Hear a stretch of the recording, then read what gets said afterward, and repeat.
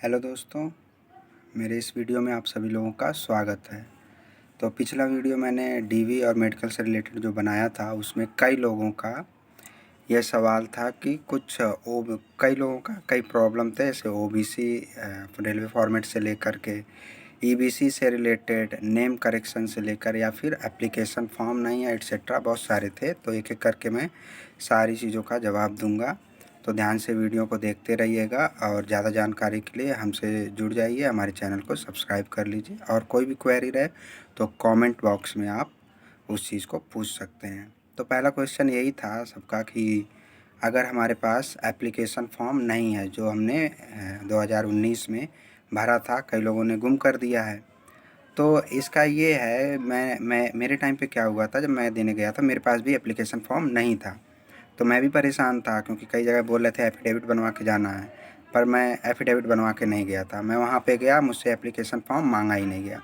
वहाँ पे उनके पास हमारा एप्लीकेशन फ़ॉर्म था, पर वहाँ पे चॉइस फिलिंग वाला ऑप्शन उनके पास नहीं था। मैंने कोशिश किया वो देखूं कि मैंने क्या फ़िल कर रखा, क्योंकि 2019 में मैंने भरा था, तो उसके बाद से मैं भूल गया हूँ कि मेरी चॉइसेस क्या क्या थी, मेरा प्रेफरेंस क्या कौन कौन सा पोस्ट था। पर वो उन्होंने दिखाया, उसमें था नहीं। मैंने देखा फ़ीस मैंने कितना भरा है, क्योंकि मुझे ये भी नहीं याद था मैंने ईबीसी चूज़ किया है कि नहीं किया है। पर मैंने उसमें देखा तो मैंने 500 पे किया था, पर मैं ईबीसी सर्टिफिकेट बनवा के गया था। मैं एक एक करके सब बताता हूँ, किसका हस्ताक्षर चाहिए, कहाँ से बनवाना है और कब किसकी ज़रूरत है। तो ये डाउट आपका क्लियर हुआ कि एप्लीकेशन फॉर्म नहीं है तो वो लोग कोई दिक्कत नहीं करेंगे। उसके बाद किसी के पास कई लोगों का कहना है कि किसी के पास पीईटी का एडमिट कार्ड नहीं है, किसी के पास सीवीटी का एडमिट कार्ड नहीं है। तो मेरे पास तो दोनों था, मैंने दिया था, कोई दिक्कत नहीं हुई थी। अगर आपको लगता है कोई दिक्कत हो सकती तो इसके रिगार्डिंग आप एक एफिडेविट 10 रुपये के फॉर्म पे बनवा लेना।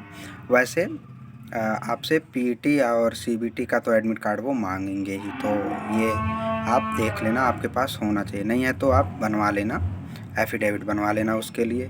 फिर नेक्स्ट क्वेश्चन है कि ओबीसी सर्टिफिकेट से लेकर के कि फॉर्मेट क्या होना चाहिए, राज्य सरकार के बेसिस पे बनवाएं या सेंट्रल के बेसिस पे बनवाएं। तो ओबीसी के लिए क्या है, 1 साल पुराना होना चाहिए, 1 साल के अंदर का होना चाहिए, उससे ज़्यादा पुराना होना नहीं चाहिए, और सेंट्रल का होना चाहिए। आपके पास सेंट्रल का कास्ट सर्टिफिकेट होना चाहिए। उसके बेसिस पे आप तहसील में जा कर के रेलवे फॉर्मेट पे आप तहसीलदार तक तो सिग्नेचर ले ही लोगे। अब आपका सवाल होगा कि तहसीलदार तक ही चाहिए या एसडीएम या डीएम तक का चाहिए। तो आप कोशिश करो, पूरा भरसक प्रयास करो कि आपके पास डीएम तक का हस्ताक्षर आ जाए। आपके पास अगर समय है और आप कर सकते हो तो पूरा प्रयास करके करवा लो। मैंने डीएम तक का सिग्नेचर करवा रखा था, मुझको थोड़ा भाग दौड़ करना पड़ा था पर हो गया था। उसका प्रोसेस अगर जानना है कैसे करवाना है डीएम का सिग्नेचर तो बता देना कमेंट बॉक्स में, मैं उसके लिए भी एक डेडिकेटेड वीडियो बना दूंगा। अब अगर किसी का ये कहना कि समय नहीं है और नहीं बन पा रहा है डीएम का हस्ताक्षर, तो कोई दिक्कत नहीं है, आप तहसीलदार तक का करवा के ले जाइए।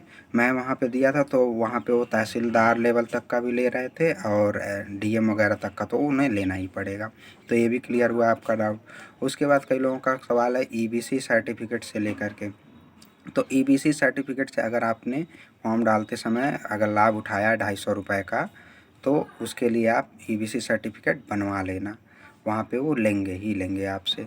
और फिर आपके पास ईबीसी सर्टिफिकेट जिस बेसिस पे आप बनवा रहे हो 50,000 से नीचे का आपका होना चाहिए, जो भी इनकम है। तो उस बेसिस पे आप वो अपना सर्टिफिकेट भी लेके जाना, वहाँ पे वो फ़ोटोकॉपी भी लेंगे और ओरिजिनल आपका चेक करेंगे। और उस पे जो है सिग्नेचर मुहर वगैरह तहसीलदार लेवल तक ही चलेगा, उससे ज़्यादा की ज़रूरत नहीं है, वो तहसीलदार लेवल तक ले लेंगे। तहसीलदार लेवल तक का सिग्नेचर लेने के लिए आपको नायब तहसीलदार से सिग्नेचर चाहिए, लेखपाल से चाहिए, कानून गो, उसके बाद जो है तब तहसीलदार करते हैं। फिर नेक्स्ट क्वेश्चन है रिलेटेड आपके कि फ़ोटोज़ कितने लगेंगे।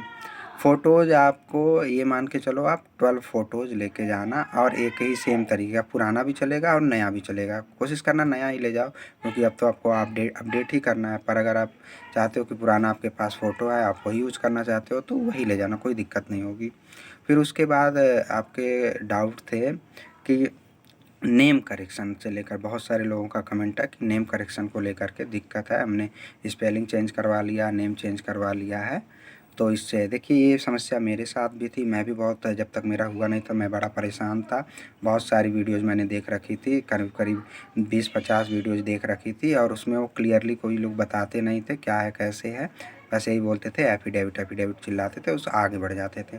मैं इसमें आपको थोड़ा डिटेल में बताता हूँ क्या है कैसे है। देखिए मेरे साथ क्या प्रॉब्लम थी, जब मैं 2019 में फॉर्म भरा था आरआरबी ग्रुप डी का, तो उस समय मेरे नाम में हाई स्कूल के मार्कशीट में एक एरर था। मेरा नाम दुर्गेश चौरसिया है, मेरा CHAU होना चाहिए, तो मार्कशीट में OU था। मेरे फादर के नेम में भी यही दिक्कत था।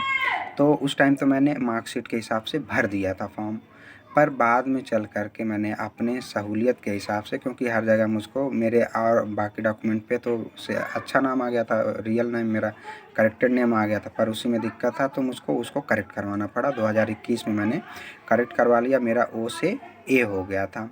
तो उसके लिए मैंने जितने भी डॉक्यूमेंट वहाँ पे लगे थे बोर्ड ऑफिस में, जब मैंने चेंज करवाया था वो सारे मेरे पास थे, मैंने फ़ोटोकॉपी रख रखा था। फिर मैंने जा कर के स्पेलिंग चेंज के लिए मैं जा कर के तहसील में एक एफ़िडेविट बनवा लिया। मैंने 50 रुपए के स्टाम्प पे बनवाया था एफ़िडेविट, पर आप 10 रुपए के भी स्टाम्प पे एफ़िडेविट बनवा सकते हो। अगर आपके भी नाम में कोई दिक्कत है, आपके फादर के नेम में कोई दिक्कत है, चेंज है, तो आप जा कर के बनवा लेना, और वहाँ पे एफ़िडेविट वो ले लेंगे, आपको कोई भी प्रॉब्लम का सामना नहीं करना पड़ेगा। मेरे साथ यही हुआ कि मैं गया तो ये दिक्कत थी मेरे साथ, तो मैंने उनको बताया कि 2019 में मेरा ऐसा था, तो मैंने उस हिसाब से भर दिया था। बाद में मेरा करेक्ट हो गया, और वो जो पुराना वाला मार्कशीट था वो तो जमा हो गया, मेरे पास नया है, और नया में करेक्ट हो करके है। तो इसके लिए मैं एफ़िडेविट लाया हूँ, तो उन्होंने एक्सेप्ट कर लिया और कुछ भी नहीं बोला, कहा कि ठीक है, कोई दिक्कत नहीं है। तो ये सारी चीज़ें थी। फिर आपका सवाल ये होगा कई लोगों का, जनरल भाई लोगों का, कि EWS से रिलेटेड, EWS सर्टिफिकेट से रिलेटेड, ये बहुत ही जेन्युइन क्वेश्चन है। बहुत ही बच्चों को प्रॉब्लम हो रहा है, हर जोन के बच्चों को प्रॉब्लम हो रहा है कि EWS सर्टिफिकेट का क्या करें। देखिए EWS सर्टिफिकेट अगर आपने उस टाइम पे फॉर्म भरते टाइम पे जो डाला था, अगर वो फॉर्म है आपके पास, वो वाला सर्टिफिकेट है, और देखिए उस बेसिस पे तो अभी ये आपका बनाएंगे नहीं, तो उस बेसिस पे EWS का फॉर्मेट बनेगा नहीं आपका। आपका नया EWS फॉर्मेट पे बनेगा नया सर्टिफिकेट। तो अगर वो है आपके पास, वो वाला पुराना वाला, तो उसको साथ में रखे रहिए, और नया EWS बनवा करके उसके बेसिस पे रेलवे का फॉर्मेट तैयार करवा लीजिए, और आप उसको लेकर जाइए। फिर आता है सवाल कि अगर नहीं है, इन केस आपसे गुम हो गया है, तो आप सिंपली नए वाले के बेसिस पे बनवा लो, और साथ में एक एफ़िडेविट बनवा लेना। एफ़िडेविट बनवा लेना, आपको कोई भी दिक्कत नहीं होगी। ये बात ध्यान रखिए, परेशान होने की ज़रूरत नहीं है, इधर उधर भटकने की ज़रूरत नहीं है, 50 वीडियो देखने की ज़रूरत नहीं है। मैं आपको बता रहा हूँ कि अगर आपके पास पुराना वाला नहीं है और आप सेफ़ रहना चाहते हो कि आपको कोई भी माइंड में परेशानी ना हो कि ऐसा हो जाएगा वैसा हो जाएगा, तो उसके लिए आप एक बनवा लेना, एफ़िडेविट बनवा लेना। और अगर पुराना भी है तब तो कोई दिक्कत की बात ही नहीं है, आप सब ले जाना और वहाँ पे उनको दिखा देना, कोई दिक्कत नहीं होगी। तो ये सारे क्वेश्चंस थे, आपके क्वेश्चंस का मैंने बखूबी जवाब दे दिया। फिर भी अगर आपको लगता है असंतुष्टि है, तो आप कमेंट में करके मुझसे फिर से इंटरैक्ट कर सकते हैं। मैं आपके सारे सवालों का जवाब देने के लिए हूँ, क्योंकि मैं भी समझता हूँ आपकी परेशानी, क्योंकि मैं भी उस चीज़ से गुज़र चुका हूँ, उस मेंटल डिलेमा से, उस मेंटल परेशानी से मैं गुज़र चुका हूँ। पर याद रखिए, स्टाफ बहुत ही अच्छा है, मेरे ज़ोन के तो बहुत ही अच्छे थे। कहीं कहीं पे है तो उसका मैं नहीं बता सकता, बट मोस्टली सुनने में आ रहा कि स्टाफ बहुत अच्छा है, बहुत कोऑपरेटिव है। आपको किसी भी फालतू रीज़न से आपको वो बाहर नहीं होने देंगे, आप पूरा भरसक प्रयास करेंगे कि आप सिलेक्शन लेके जाओ, क्योंकि 1:1 में बुलाया जा रहा है, तो आपका सिलेक्शन पक्का ही समझो। तो अभी के लिए मैं जाता हूँ, और कोई भी दिक्कत हो, कोई भी सवाल हो, कोई भी जानकारी चाहिए हो रेलवे से रिगार्डिंग, या फिर फ्यूचर एग्ज़ाम्स अपडेट से रिलेटेड, या फिर ग्रुप डी से रिलेटेड, तो मैं आपको ये सारे सवालों का जवाब दूंगा। बस आप मुझको कमेंट बॉक्स में इंटरेक्ट कर लेना। चलिए, अपना ख्याल रखिए, बाय बाय।